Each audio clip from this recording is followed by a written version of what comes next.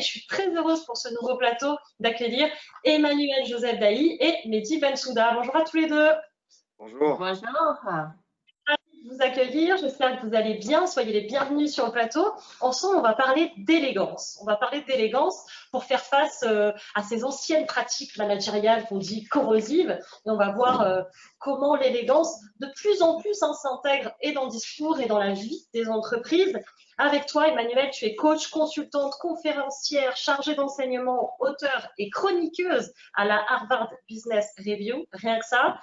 Ton livre, Les talents cachés de votre cerveau au travail, et non pas celui de Axel. Je me suis largement trompée ce matin, pardon. Voilà, tu viens nous en parler également. Et toi, Mehdi Bensouda, tu as pris en début d'année tes fonctions de CFO à l'hôpital de la Tour. On y revient. On revient toujours à l'hôpital de la Tour. On a un attachement particulier, on le disait ici à Julius Erwen. Après un beau chemin parcouru chez Medtronic et un MBA à l'IMD, tu partages avec nous ton expérience de management. On est ravis tous les deux de vous avoir. Merci beaucoup d'être là. Et vous êtes radieux. Qu'est-ce que vous êtes radieux et passionnant depuis ce matin. Ils font depuis 9h du matin. C'est ça. Première question à tous les deux. Qu'est-ce que c'est que l'élégance? On commence par vous, peut-être, Emmanuel. Alors, merci Pauline pour cette introduction. Alors, l'élégance, ça va être plein de choses. Moi, j'aime bien accoler le mot relationnel au mot élégance pour qu'on parle d'élégance relationnelle. Mais finalement, en parlant ensemble, tous les trois, on a aperçu que l'élégance, ça pouvait dépasser la partie relationnelle, qu'il pouvait y avoir une élégance des processus, une élégance aussi dans la transformation, donc plus dans le dur finalement que seulement dans la relation. Mais moi, j'aime bien la phrase de Paulo Coelho pour parler d'élégance. Il dit que l'élégance, c'est la partie visible de l'âme. C'est une sorte de passerelle, en fait, entre l'intérieur et l'extérieur. Et j'aime bien l'idée de se dire que l'élégance, c'est aussi une manière de partager avec les autres ses principes moraux et de donner à voir une certaine éthique du leadership. Je pense. Je laisse à Mehdi compléter avec sa vision. C'est déjà une super mission assez complète. Mehdi, pour vous, qu'est-ce que ça représente, ce mot-là, l'élégance? Alors déjà, je trouve que c'est un joli mot qui exprime à la fois, je pense, les caractéristiques qui sont très importantes d'une personne, mais du leadership de manière générale. Je pense sur la forme, ça représente la manière dont on communique, la manière dont on prend soin des autres. Ça, c'est très important.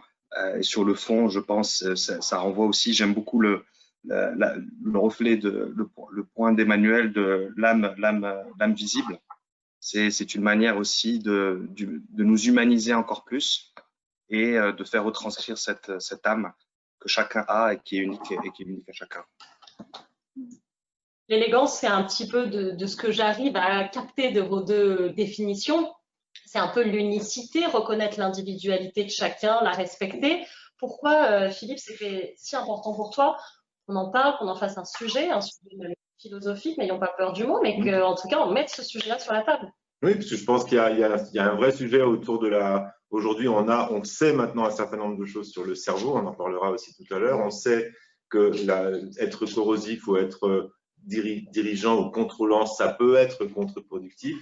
On sait que la philosophie est un sujet qui nous intéresse de plus en plus dans nos pratiques aussi, que ce n'est plus l'entreprise uniquement pour le profit. Et donc, cette notion d'élégance, elle a émergé dans des discussions aussi avec Emmanuel, il y a pas si longtemps que ça, en disant, et si on essayait d'explorer ce sujet et de voir ce que ça veut dire d'être un leader élégant dans ses actions, dans sa façon de faire, dans sa façon d'amener les sujets, dans sa façon de diriger, dans sa façon d'accompagner les équipes, dans sa façon d'incarner. C'est tous ces sujets qu'on aimerait bien traiter avec vous aujourd'hui. Alors Emmanuel, pourquoi ce sujet il est venu sur la table? Est-ce que c'est assez récent? Est-ce que c'est un moyen de contrecarrer l'exigence de résultats qui se fait souvent au détriment des individus et de l'élégance? Alors, il y a quelque chose d'assez surprenant. C'est que l'élégance, on n'en parle jamais en entreprise. C'est-à-dire, c'est un mot totalement absent de ce qui était avant les référentiels de compétences. qui tendent à disparaître peu à peu, mais c'était absent des référentiels de compétences managériales, par exemple. C'était absent souvent aussi des valeurs d'entreprise. On ne le verbalisait pas, l'élégance, comme si c'était quelque chose d'inné. Et d'ailleurs, dans certaines définitions du dictionnaire, on trouve que c'est quelque chose d'inné, comme si c'est quelque chose qu'on ne pouvait pas développer, qu'on ne pouvait pas travailler. Or, l'élégance, c'est quelque chose qui se travaille, parce que ce qui est intéressant dans l'élégance, c'est sa partie consciente. C'est de rendre consciente l'élégance. C'est que ça ne soit pas une élégance naturelle. Une élégance naturelle, finalement, dans le leadership, ce n'est pas quelque chose de très intéressant. Ce qui est intéressant, c'est de prendre conscience de l'élégance qu'on veut insuffler dans ses actes, dans la manière aussi d'avoir cette posture de leader dont parlait François tout à l'heure, dans son rapport à l'autorité, mais aussi dans son rapport à la parole donnée, dans le tact qu'on met à passer les messages, à être entendu, dans son rapport à l'équité aussi, qui va être quelque chose d'éminemment élégant et qui va se rapprocher de la parole donnée. Mais l'équité et la probité, ça fait partie des choses qui font partie du leadership élégant. Et la réflexion est un peu partie du fait que c'était un sujet qui était peu abordé. À tort, parce que finalement, dans le mimétisme, et on sait que dans notre cerveau, on a ce qu'on appelle les neurones miroirs qui font qu'on est en mimétisme par rapport aux actions de la personne en face de nous.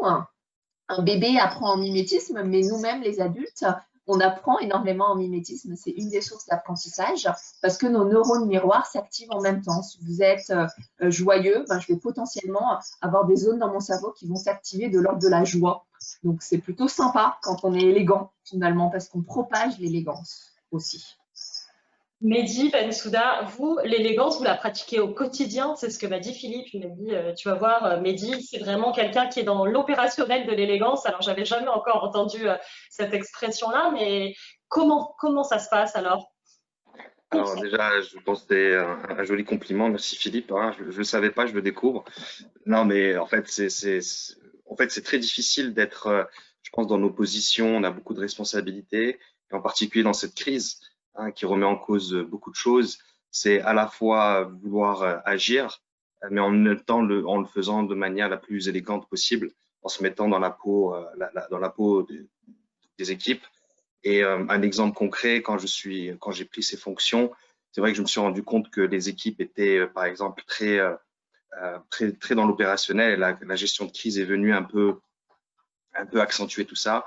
Bah, une manière était de les former. Par exemple, je trouve que la formation est un véhicule très intéressant pour prendre soin de ses collaborateurs et en même temps de leur impulser un peu la dynamique un petit peu plus opérationnelle. Donc, je pense que chaque leader peut l'exprimer. Elle peut s'exprimer par des petites choses ou par des projets, mais elle peut s'exprimer tous les jours ou dans des choses plus profondes. Est-ce que vous avez, cher Mehdi, des tips à nous donner, des petites choses à vous pour la différence? Moi, je pense l'un des premiers tips, c'est le sourire. Je pense que ça passe par le sourire, pour passer du temps avec ses équipes, être proche, la présence. Je pense en plus avec la crise actuelle et les Zooms, c'est assez difficile. Alors, on peut le faire à travers des Zooms ou à travers des pauses café informelles mais je pense déjà être présent, prendre soin de ses collaborateurs, prendre conscience de leurs difficultés. Je pense que l'empathie fait partie un facteur très très important, de l'écoute et de l'empathie, surtout dans les temps qui courent. En plus, on n'a pas tout le temps, je vous avoue, en tant que leader, on n'a pas tout le temps la solution. Et très souvent, la moitié de la solution s'exprime par le fait d'écouter et vraiment de se mettre dans la peau de l'autre.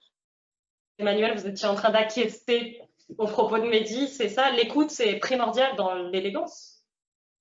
Oui, j'aime beaucoup l'idée d'écoute et du silence derrière l'écoute.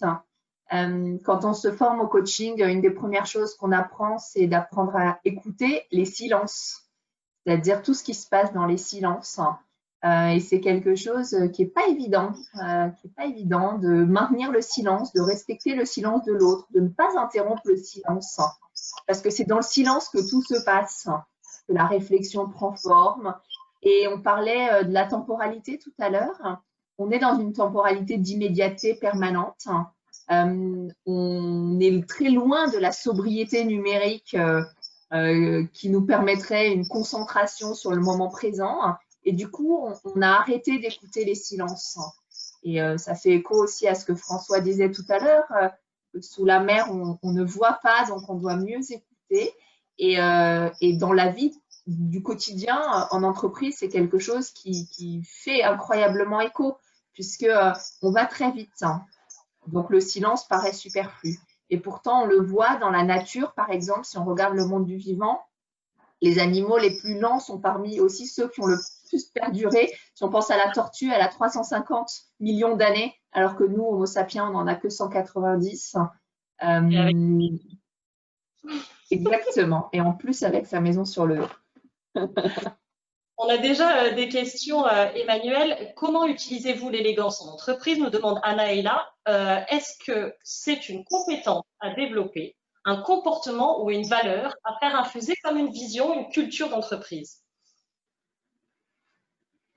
Alors, merci pour cette question parce qu'effectivement, on parle d'un concept qui est apparemment philosophique et qui peut paraître abstrait. Et le but, c'est quand même de se dire qu'il a toute sa place dans le monde de l'entreprise. Et il l'a sous toutes ses formes, toutes les formes que vous venez de nommer. C'est à la fois une attitude, une compétence, un comportement, une valeur, mais c'est quelque chose qui peut passer par des actions concrètes. Tout à l'heure, je citais quelque chose qui pour moi est fondamental dans l'élégance, c'est le respect de la parole donnée. C'est-à-dire que les mots ont leur importance, les engagements ont leur importance. L'engagement, c'est quelque chose de bilatéral. On ne peut pas demander au collaborateur d'être engagé si son manager n'est pas engagé vis-à-vis de lui. Ça marche ensemble.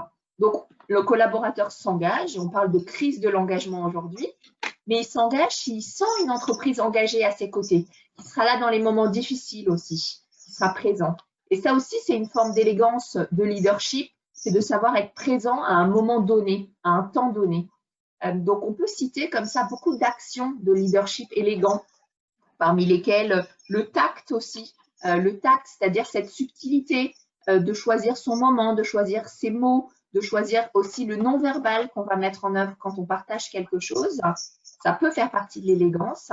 Et il y a aussi un acte très fort de leadership qui est de partager l'estrade. Partager l'estrade, c'est un peu le principe d'écart dans la marine. C'est aussi le fait que quand on est manager, on peut laisser le podium et au contraire, on devrait être au bas du podium parce que finalement, c'est ça la valorisation managériale, c'est que toute son équipe soit sur le podium. Et cette vision-là, c'est de l'élégance aussi, quand on arrive à la décliner. Et plus récemment aussi, on a beaucoup parlé dans l'actualité d'élégance une société en transformation vis-à-vis notamment des femmes, moins patriarcales, moins paternalistes, avoir une élégance de rapport. Là aussi, les rapports ont beaucoup évolué entre les hommes et les femmes dans l'entreprise. Parfois, c'est un peu compliqué à arbitrer dans des institutions plus traditionnelles. On fait appel à vous, Emmanuel, là-dessus aussi, sur ces transitions. Alors, on intervient beaucoup sur tout ce qui est développement de programmes au féminin. Ça fait partie des choses qu'on adresse. Il y en a de plus en plus dans les grosses structures, de programmes de mentoring, de programmes de coaching, de programmes d'assertivité au féminin, qui sont des sujets importants. Et l'approche de genre est importante. Et je te remercie, Pauline, de la souligner parce que elle est complexe, elle est très complexe à aborder en entreprise. Elle est très fine. Donc, il faut avoir une approche finalement à la fois d'expertise et assez généraliste et évacuer aussi les possibles biais qu'on a sur ce sujet. Et du coup, on adresse ces sujets avec des équipes pluridisciplinaires qui ont à la fois l'habitude d'adresser la constitution de communautés, parce que ça peut faire partie de communautés. Par exemple, sur l'assertivité, il y a beaucoup de grosses entreprises françaises qui forment leurs femmes et les cadres féminins à travailler mieux sur l'assertivité, à savoir dire les choses, à savoir s'exprimer avec fermeté, mais empathie à la fois, parce que l'élégance au féminin peut être interprétée un petit peu différemment de l'élégance au masculin. C'est intéressant, ça, pourquoi? Parce qu'on va prêter aux femmes des qualités, entre guillemets, ou des compétences qui sont plus d'ordre émotionnel, souvent. On va plus prêter aux femmes une intelligence émotionnelle qu'elles n'ont pas forcément plus en génétique ou dans leur cerveau, mais que peut-être socialement on leur prête davantage, donc elles ont davantage développé parce qu'on le projetait davantage sur elles. Alors, Mehdi Bensouda, qu'est-ce qu'on projette sur vous comme forme d'élégance? Comment vous, au quotidien, vous arrivez à la mettre en œuvre et vous voyez les résultats aussi de ces comportements vertueux? Moi, je pense que le point important qu'Emmanuel a mentionné, c'est l'engagement. Je pense que le meilleur indicateur de votre niveau d'élégance et de bienveillance, je les associe très souvent ensemble, c'est le niveau d'engagement des équipes. Donc, je pense que c'est important de sonder, d'avoir du feedback. Je pense que la culture du feedback et de l'écoute est très, très importante de manière continue parce que tout cela va venir améliorer votre forme d'élégance. Parce que je pense grâce à ce feedback, on peut mettre en avant des actions pour améliorer notre forme d'élégance, que ce soit au niveau de la communication, mais au niveau du bien-être. L'autre point que je voudrais rajouter, c'est j'ai beaucoup aimé l'assimilation à la tortue. En fait, c'est vrai qu'on est dans un monde où tout veut aller vite. On est dans un monde de vitesse où les choses changent très très vite. Donc c'est vrai que les leaders sont très tentés à bousculer, à vouloir aller très très vite. Et j'ai beaucoup aimé qu'en fait la meilleure manière en fait d'exprimer son élégance, ben c'est des fois d'aller doucement, c'est de prendre le temps, c'est de ne rien dire, de faire des pauses, du silence. Voilà. Et ça, je pense qu'en tant que leader, on a beaucoup à apprendre de ça, parce que malheureusement aujourd'hui, avec les crises qu'on est en train de vivre, la vitesse de l'information, on est très envie d'aller vite et on oublie des fois certaines valeurs fondamentales comme l'élégance, la bienveillance, l'écoute, la prise de recul, qui sont très importantes. Merci beaucoup, Mehdi. Merci, Emmanuel. Et une question, Philippe. Quels sont les symptômes qui montrent qu'une entreprise manque d'élégance? Cela permettra peut-être à certaines de mieux identifier leurs besoins. Philippe, c'est pour toi la question. Alors, cette question. Alors, je vais la reformuler. Quels sont les symptômes qui montrent de l'élégance? Peut-être on commence à voir des choses apparaître. On commence à voir apparaître des choses. Moi, j'aime beaucoup la roue de Diels. Pour structurer un peu la pensée autour de ça, la route de Diels, souvenez-vous, c'est 4 dimensions. Les résultats, obtenir des résultats, c'est une dimension du leader. Coacher ses équipes, c'est une autre mission du leader. Incarner, on en a beaucoup parlé, c'est encore une autre mission du leader. Et enfin, accompagner les changements. Là, on était dans les notions de synchronicité, c'est-à-dire quelle est la vitesse que je donne à des changements. Si maintenant je prends ces 4 éléments et je regarde l'élégance dans ces 4 éléments, où est-elle? Alors, c'est une bonne question et c'est une question dans les résultats, c'est peut-être de savoir gagner et de savoir perdre, puisque les résultats, c'est quelque chose de tangible, donc c'est la capacité de faire face à ces échecs et la capacité de gagner collectivement. C'est-à-dire que quand je gagne, c'est pas moi qui gagne, c'est un collectif qui a œuvré pour une victoire. Est-ce que c'est ça un type d'élégance, par exemple, dans les résultats, dans coacher ses équipes? Emmanuel, qu'est-ce que ça serait? Faire évoluer, se laisser dépasser, préparer sa succession? Quelle serait l'élégance dans le coaching de ces équipes? Il y a toute une complexité dans le terme qu'on adresse souvent, qui est le terme de manager-coach, parce qu'il y a une sorte de sens antithétique, savoir que le coach ne prend jamais position. Le coach reste extérieur au sujet. Le coach ne se soucie pas du contenu, il ne se soucie que du chemin parcouru et du chemin à parcourir. Donc, le terme manager-coach va mélanger plusieurs concepts très différents, puisque le manager, il prend des décisions, il donne son avis, il s'implique, il a la responsabilité que n'a absolument pas le coach. Le coach n'a qu'une obligation de moyens, il n'a absolument pas une obligation de résultat. Du coup, dans l'obligation de coacher ses équipes, ou en tout cas dans cette posture-là, j'ai envie de dire que l'élégance derrière ça, et c'est quelque chose de fondamental, c'est d'avoir fait d'abord un travail sur soi. C'est-à-dire que le manager est réfléchi à lui-même, à ses biais, à la manière dont il pilote ses propres émotions, c'est-à-dire comment il la transforme, son émotion qui arrive. Qu'est-ce qu'il en fait?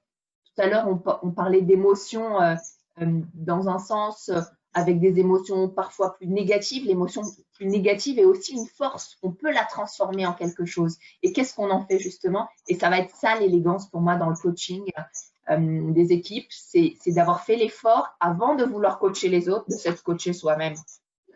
C'est ça, et c'est le sujet de notre journée aussi. On pourrait dire on ne naît pas élégant, on le devient. On apprend à se transformer. Et pour ça, Philippe, toi, tu as des clés tu as des éléments à partager aussi qui aident cette transformation qu'il a. Alors, avant tout, on en a parlé tout à l'heure, la capacité de révéler sa vulnérabilité en tant que patron ou en tant que leader, c'est quelque chose qui semble être clé aujourd'hui, qui est contre-intuitif, hein, puisqu'on nous a appris quand même à cacher nos failles, et plus on va vers le nord de l'Europe, plus on cache les failles souvent, mais en réalité, la faille est une force si elle est exprimée correctement et si elle permet à une équipe de prendre conscience qu'on est tous au même niveau et qu'on a des vrais droits à l'erreur. Parce que souvent, le droit à l'erreur, c'est quelque chose que j'entends. On dit, ouais, écoute, tu peux te tromper, mais une fois. Ça, c'est pas un droit à l'erreur. Donc ça, c'est pas très élégant, par exemple. C'est un avertissement. Attention, tu as le droit à une erreur, pas à deux. Ça, c'est des éléments qui résonnent beaucoup, effectivement, sur ce sujet-là. Ouais. Mehdi, ce genre de comportement, justement, vous avez dû à lutter contre ça. Quand on arrive dans un lieu, il faut réajuster certains comportements pour créer de l'élégance. Exactement. Je pense que le challenge, c'est s'adapter, mais tout en restant soi-même. Donc, c'était un petit peu le challenge durant ces derniers mois. Moi, il y a un des messages que je délivre énormément à mes équipes, c'est la meilleure qualité d'un leader, c'est la capacité à se remettre en question. Pour moi, c'est très, très important. Donc, ça passe par cette vulnérabilité. Je pense qu'il faut vraiment je pense qu'en Europe, de manière générale, voilà, il y a l'ego, il y a la stature, etc. Je pense qu'aujourd'hui, on est pour mieux avancer et créer cette cohésion d'équipe, il faut se dire les choses.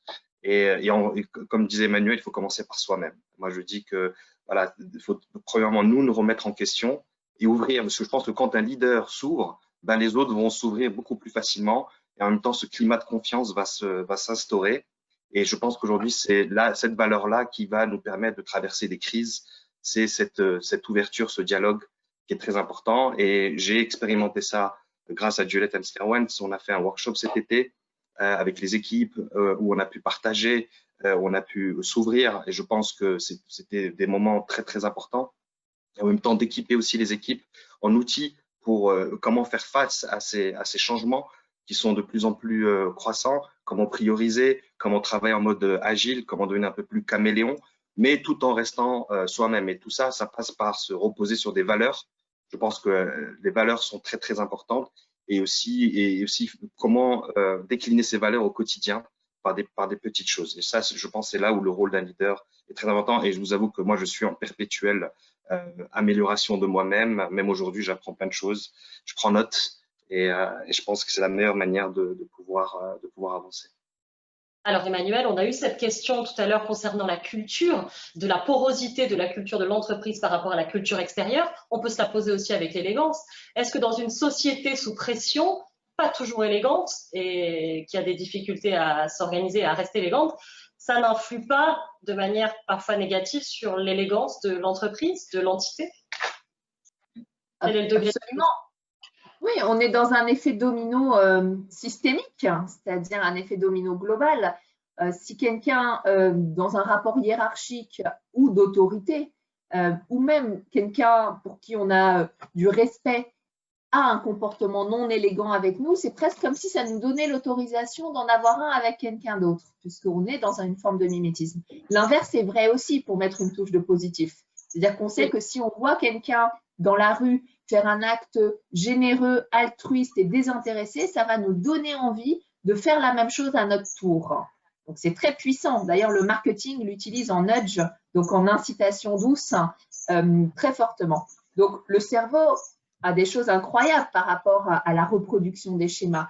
Donc, évidemment, le fait que la société souvent manque d'élégance, ça peut justifier un manque d'élégance de l'entreprise. Néanmoins, de plus en plus, je pense qu'il y a une responsabilité de l'entreprise d'avoir un impact qui dépasse l'entreprise, c'est-à-dire un impact social, un impact sociétal. C'était le projet de la raison d'être des entreprises, sur lequel on est d'ailleurs de plus en plus questionné au sein du groupe, de travailler à la raison d'être des entreprises, des raisons d'être qui ne sont plus exclusivement business, puisqu'il y a une mesure de la performance extra-financière qui existe, c'est-à-dire que l'élégance, c'est aussi tout ce qui entoure le business. Il y a de très gros groupes aujourd'hui d'ailleurs qui ne sont plus mesurés que sur leur business par leurs actionnaires. On a une autre question. Pour les entreprises qui auraient du mal à recruter, l'élégance peut-elle être un super levier d'attractivité, comme peut l'être, entre parenthèses, enfin, oui, l'écologie, enfin, d'autres valeurs qui intègrent, surtout si elle transparaît par des propos tels que ceux d'Emmanuel Joseph Dailly et le compliment et Mehdi Bensouda, et le compliment ne vient pas de moi, il vient de Claire Delorme. Est-ce que c'est un levier de super attractivité, l'élégance, selon vous, pour les entreprises qui auraient du mal à recruter? Alors, merci Claire. Je pense que l'élégance commence dès la première conversation avec le cabinet de chasse. C'est-à-dire que c'est au-delà de l'entreprise. C'est la personne qui a missionné l'entreprise pour recruter et pour chasser. Et ça, c'est quelque chose de l'ordre de la marque employeur. C'est-à-dire que la marque employeur se diffuse au-delà de l'entreprise. C'est-à-dire qu'une marque employeur, ça passe par la manière dont on traite ses partenaires. Ça passe par la manière dont on traite ses collaborateurs, mais aussi la relation qu'on a avec les clients, avec les gens qui viennent faire le nettoyage dans les bâtiments. Ça passe par tout ça. Et ce que mentionnait François de dire bonjour à l'hôtesse d'accueil, c'est une base de l'élégance. J'ai presque envie de dire, c'est même pas de l'élégance, c'est quelque chose d'entièrement naturel au-delà de l'élégance. Donc, c'est quelque chose de très diffus, l'élégance. Et la bonne nouvelle, c'est que ça fait boule de neige.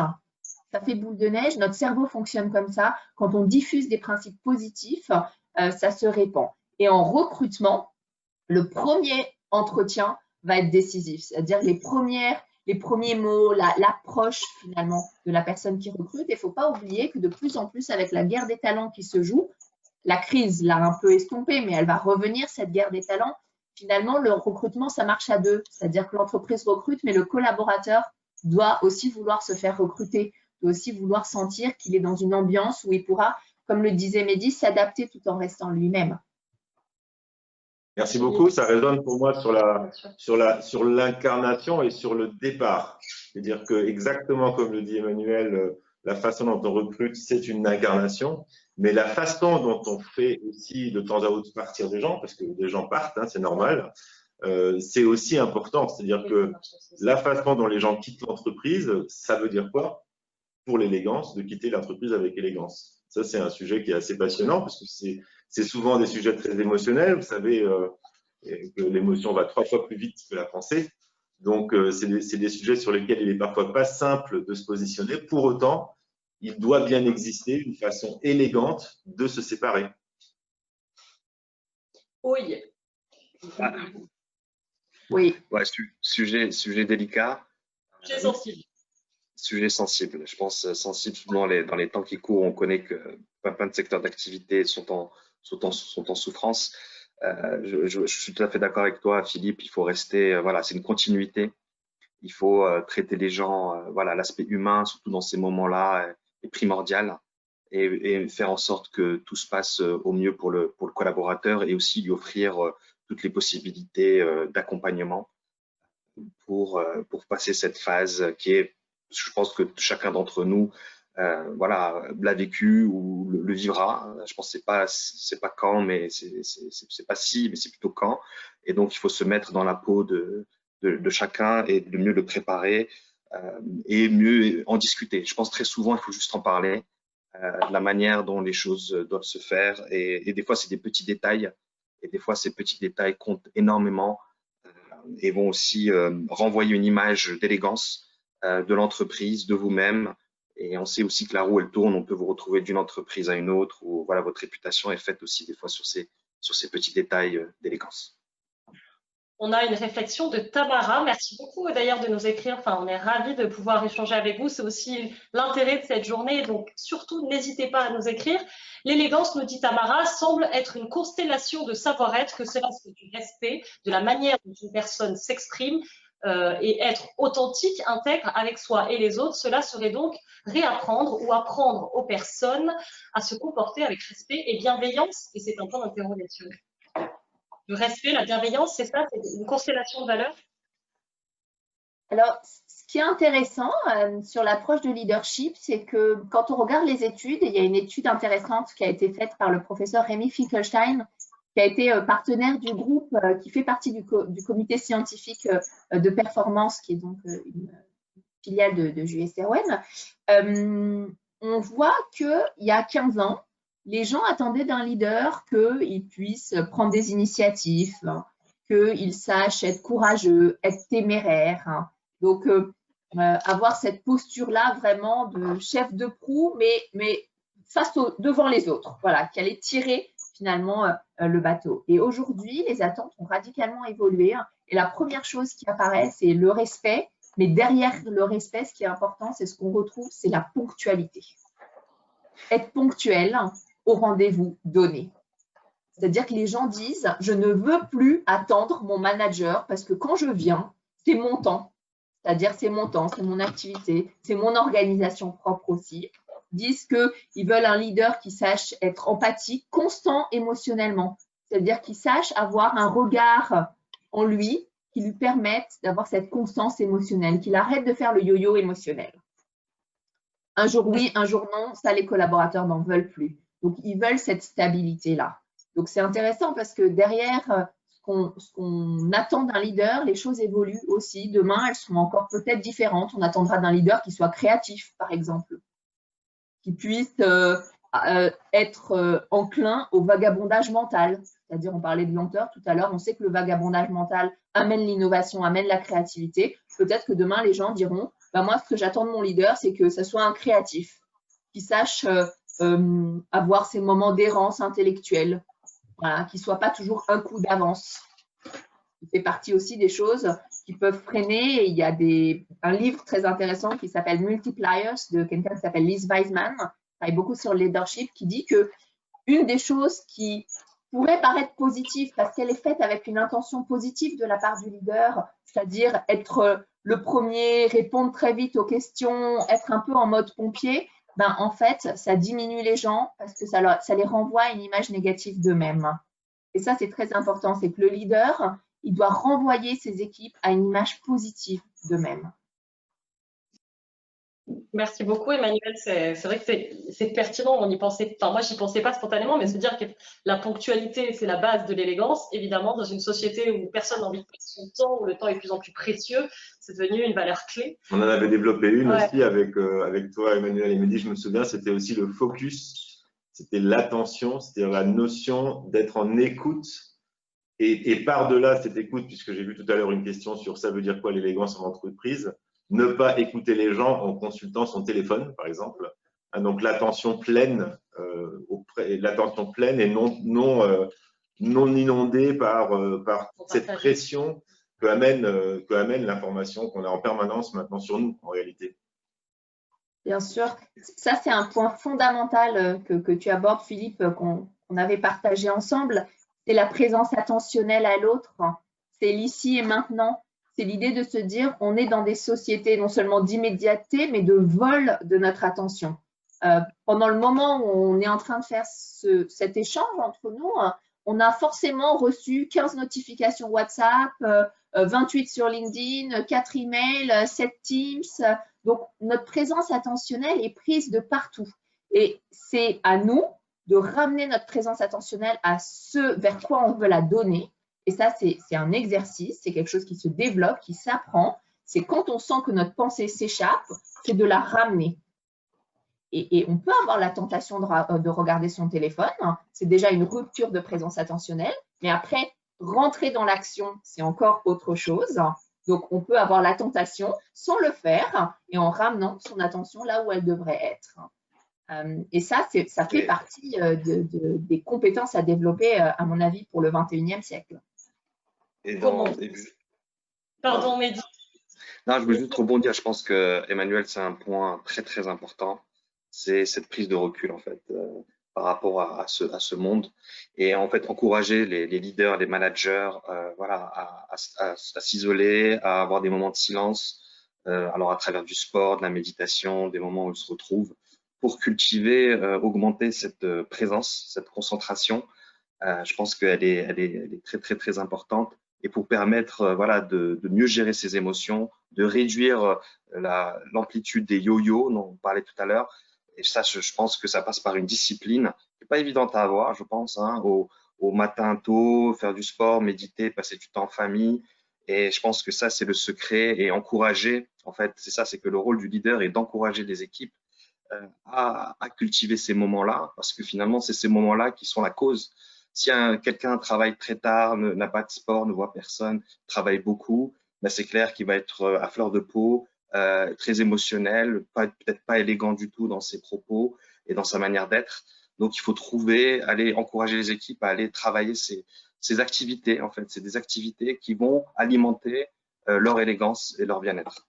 Ça, et ça, je pense que le rôle du leader est d'encourager ce type d'activité. Oui, c'est extrêmement vrai en matière de neurosciences et de cerveau. On sait par exemple qu'après une seule nuit blanche, notre capacité de mémorisation est altérée, c'est-à-dire que si on doit mémoriser une liste de mots, on n'y arrivera pas. Et surtout, on sait quelque chose, c'est qu'après une nuit blanche, on capte les mots à tendance à connotation négative plus que les mots à connotation positive. Ce qui peut être à l'origine de tensions, de disputes, de fragilité. Et l'émotion du coup qui va être la nôtre va entraîner un comportement derrière qui va être moins bien contrôlable parce qu'on ne contrôle pas son émotion. En aucun cas, on ne peut contrôler une émotion, elle arrive en 3/10 de seconde au cerveau.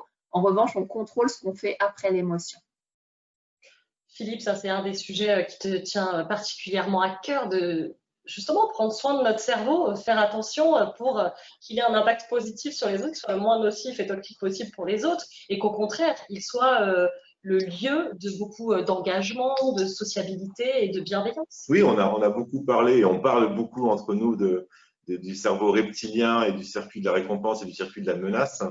On sait à quel point aujourd'hui c'est difficile de couper le circuit de la menace et d'ouvrir un circuit de la récompense, c'est-à-dire de mettre les collaborateurs dans un modèle de collaboration avec nous. Ils sont ouverts au travail, au changement, à l'engagement. Et donc, le cerveau, c'est une petite machine très fragile, qui s'affole, très vieille, très ancestrale, puisqu'elle a encore du reptilien. C'est une très bonne transition à notre sujet d'après, mais qui s'affole très vite. Et donc, ça veut dire qu'il y a garder ce cerveau dans une ouverture, garder mon collaborateur dans un engagement, c'est donc une forme d'élégance, très certainement. Et donc, c'est important de tenir compte de comment aujourd'hui aborder le cerveau de l'autre dans l'entreprise. Et avec tout ce qu'on sait aujourd'hui, c'est certainement pas comme on le faisait il y a 30 ans. Il y a plein de choses qu'il faut faire différemment, il y a plein de choses qu'il faut apprendre différemment. Mehdi, on va vous dire merci. On est très touchés que vous soyez avec nous. Vous avez partagé avec nous votre expérience de cette élégance que vous pratiquez au quotidien. Qu'est-ce qui est le plus important, selon vous, Mehdi, de partager? Je pense passer du temps, encore une fois, passer du temps avec les équipes, écouter, être là, être présent. Je pense déjà ça, vous avez fait la moitié du chemin de l'élégance, parce que derrière, vous allez pouvoir vous adapter, personnaliser votre communication, le choix de vos mots par rapport à tout ça. Et aussi, je pense, leur offrir des programmes d'accompagnement, que ce soit en termes de formation, de bien-être. Ça, je pense, et aussi très souvent ce type de programme collectif permet de souder les équipes et aussi d'exprimer en fait votre élégance et le fait que vous voulez prendre soin d'eux. Et en fait, le fait de prendre soin d'eux va permettre de créer cette équipe qui va être plus performante sur le moyen et le long terme. Et ça, pour moi, c'est très important. Alors malheureusement, avec le Covid, on avait plein de projets qui ont été annulés, mais entre deux, cet été, on a réussi à faire quelque chose avec Juliette, qui a été vraiment, je pense que l'équipe a beaucoup apprécié. Et l'idée, c'est de répéter ce type d'event pour prendre du recul, pour mieux sauter et aussi exprimer notre gratitude et reconnaissance aux équipes. Voilà. Alors justement, Philippe, quand vous êtes avec Juliette arrivé auprès de Mehdi, qu'est-ce qui a été le moteur tout de suite pour travailler sur cette thématique-là de l'élégance? Comment elle est venue, cette thématique, dans votre projet? Elle est venue dans la richesse d'un hôpital de nouveau, c'est-à-dire que l'hôpital représente tellement de corps de métier qu'il faut trouver des lignes directrices de comportement. Et là, on en a cité quelques-unes. On a cité l'écoute, on a cité le focus, on a cité avec l'amiral Dupont aussi l'humilité, on a cité la sérénité, la capacité aussi de rester. J'avais beaucoup aimé une discussion qu'on avait eue sur l'urgence, c'est-à-dire que le commandant, quand il y a une urgence sur son sous-marin, ne vient pas sur le pont en pyjama. Donc, il lui faut le temps d'arriver en costume. Et c'est une image très forte de sérénité aussi qu'on aborde sur l'élégance. Et tous ces sujets-là sont au cœur des valeurs, je pense, sur lesquelles on a échangé et qu'on partage avec Mehdi, en l'occurrence, dans la façon d'approcher les collaborateurs. Et après, il faut amener des outils pour approcher les collaborateurs, parce que c'est un métier. C'est pas simplement, encore une fois, un match de foot et une bière qui crée tout ça. Ce sont des éléments très, très factuels, très professionnels qu'on met en place pour arriver à engager, à créer de la cohésion, à créer de l'envie dans les entreprises. Exactement. Et je voulais juste un point par rapport à l'hôpital. Je voulais prendre l'opportunité aussi de reconnaître l'élégance de tous nos équipes de soins qui ont pris soin de ces patients durant toute cette crise. Et je peux vous dire que quand on lit les retours des patients, les questionnaires de satisfaction, c'est vrai que la bienveillance et l'élégance du personnel médical, on a aussi beaucoup à apprendre d'eux, parce qu'ils sont en contact aussi je pense à des situations assez fortes émotionnellement, et ils arrivent toujours à manager ces émotions, à être près du patient. Et je pense qu'il y a aussi beaucoup à apprendre dans ce terrain-là en termes d'élégance. Merci beaucoup, Mehdi. C'était précieux d'avoir votre témoignage. Merci beaucoup d'avoir été avec nous, de nous avoir fait la gentillesse de partager tous ces éléments avec nous. Et voilà, modèle d'élégance, donc nous disait Philippe, et on a pu le constater. Merci beaucoup, très bonne journée, Mehdi.